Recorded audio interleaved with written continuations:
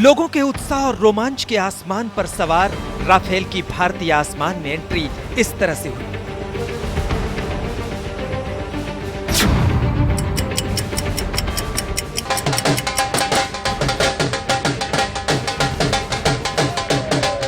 जोश हाई हुआ और होश ने पूछा 5 की जगह 7 कैसे? एयरफोर्स ने बताया 2 सुखोई 30 विमान हैं जो राफेल को स्कॉट कर रहे हैं। बादलों के ऊपर खास शानदार एरो फॉर्मेशन बनाकर दीवानों की तरह चलते हुए, दुश्मनों का दिल जलाते हुए राफेल अंबाला एयरबेस की ओर उड़ चले। मगर उससे पहले ही आईएनएस कोलकाता ने राफेल के पायलट से संपर्क साधा और राफेल का जोरदार स्वागत किया। Welcome to the Indian Ocean. Naval Warship Delta 63, Arrow Leader, many thanks. Most reassuring to have an Indian warship guarding the seas. Arrow Leader, Delta 63, may you touch the sky with glory. Happy landings. Delta 63, Arrow Leader, wish you fair winds. Happy hunting over and out. ये वायुसेना और navy के coordination की बानगी है। दो sentences बहुत relevant थे। एक वेलकम, दूसरा touch the sky with glory. But देखिए एयरफोर्स के पायलट ने जो रिस्पांस दिया, विशिंग हिम फेयर विंड्स। देखिए समुद्र के जहाजों को फेयर विंड्स बहुत जरूरी होती हैं। तो क्या ट्रेडिशंस हैं, क्या रिच ट्रेडिशंस हैं आर्म फोर्सेस की, एक दूसरे को किस लैंग्वेज में वो वेलकम करते हैं। ये कन्वर्सेशन हम सुन रहे हैं कि वो अरेबियन सी में पहली बार एंटर कर रहे हैं। एक बड़ा शिप है आईएनएस कैलकाटा जिसने उनको वेलकम किया है ऑन रेडियो। और कैसे ये कन्वर्सेशन दो प्रोफेशनल्स के बीच में कन्वर्सेशन हुई है, ये बहुत बड़ी बात है।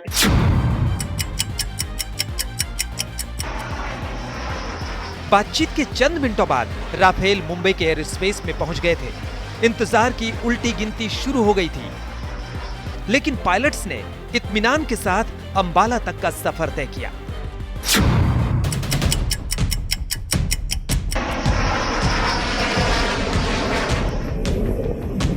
तीन 3:09 पर दंदनाते हुए पांचों राफेल अंबाला एयरबेस पर लैंड किए।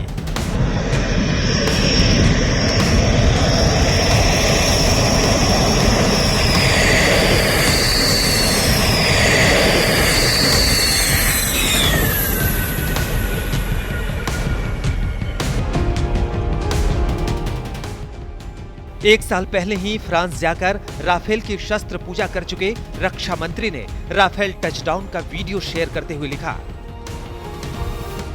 पांचों राफेल की अंबाला में सुरक्षित लैंडिंग हुई।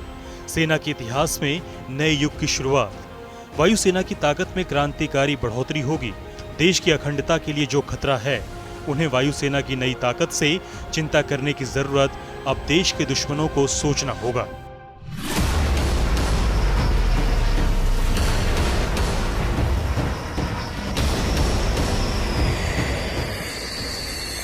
ये राफेल है राफेल, इसके गुण दुनिया गाती है और ये भारत के पास है। चीन जले तो जले, पाकिस्तान फूके तो फूके, भारत को इसका स्वागत स्वैग से कहना ही था। सो वाटर सैल्यूट के साथ इसका स्वागत हुआ। खुद प्रधानमंत्री नरेंद्र मोदी ने भी इस शक्ति की साधना अपने अंदाज में की। राष्ट्र रक्षा समम पुण्य, राष्ट्र रक्षा समम व्रतम, राष्ट्र रक्षा समम यज्ञो, दृष्टो नैव च। यानी मैं राष्ट्र रक्षा जैसा न तो कोई पुण्य देखता हूँ, न राष्ट्र रक्षा जैसा कोई व्रत, और न ही राष्ट्र रक्षा जैसा कोई यज्ञ। और राष्ट्र रक्षा में राफेल कितना कारगर होगा, ये चीन और पाकिस्तान की कपकपी बता रही है। खैर, इस यादगार मौके का गवाह खुद air chief marshal RS Bhadauria भी रहे। 3 राफेल का नाम इनके नाम पर भी रखा गया है। डिप्टी एयर चीफ मार्शल रहते हुए राफेल डील में इन्होंने अहम भूमिका निभाई थी। रिटायर हो चुके कई एयर चीफ मार्शल्स और जनरल्स भी दिन भर आज तक के साथ रहे। इनकी खुशियां खनखनाती रही। अब हम दुनिया की ऊपर वाली 3 शक्तियों में हम शामिल हैं, जिनके पास ऐसी गन को हेलीलिफ्ट करने का मौका मिला। अब रफाल आ गया है, तो रफाल जब जैसे ही आते जाएंगे हमारी क्षमता बढ़ती जाएगी। और तीसरी बात मैं बताना चाहता हूँ, आजकल के युद्ध क्षेत्र में जॉइंट वॉरफेयर होती है, उसमें आर्मी, नेवी, एयरफोर्स इकट्ठे प्लान बनाते हैं और उनका सीडीएस जो है वो इसीलिए अपॉइंट किया गया है ताकि वो सबके बीच में एक तालमेल हो जाए। इसमें ऐसे सिस्टम्स हैं कि जो इलेक्ट्रॉनिक वॉरफेयर, मतलब अगर कोई रेडार हमको पिकअप करना चाहता है उसको हम जैम कर सकते हैं, उसको जैम करके फिर हम आगे बढ़ सकते हैं। अगर जमीन का कोई रेडार हमको नहीं पिकअप करे या एयर टू एयर कोई रेडार हमको नहीं पिकअप करे तो फिर हमारे ऊपर कोई मिसाइल फायर नहीं कर सकता।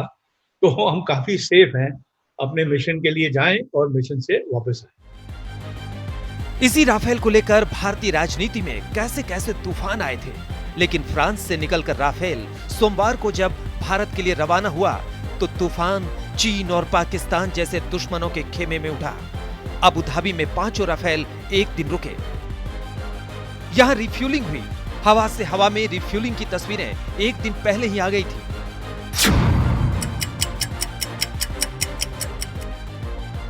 आज 1:04 पर सुखोई के स्क्वाड में 5 राफेल भारत के लिए निकले और मतवालों की तरह मस्ती से अपना सफर पूरा किया।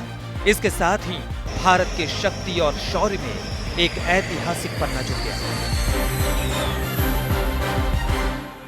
रफाल की लैंडिंग को लेकर जहां देश भर में बेकरारी का माहौल था, तो वहीं अंबाला के लोगों की बात ही कुछ और थी। सुबह से ही हवन, यज्ञ, पूजा पाठ का माहौल बना हुआ था और जैसे ही अंबाला के आसमान में रफाल ने कलाबाजियां दिखाई, ऐसा लगा जैसे लोगों की मन की मुराद पूरी हो गई हो। और अब जब रफाल अंबाला में आ ही गया है तो लोगों का जोश भी कहीं ना कहीं 7वें आसमान पर पहुंच गया है। कैमरामैन गुंजीत कुमार के साथ सतेंद्र चौहान, अंबाला।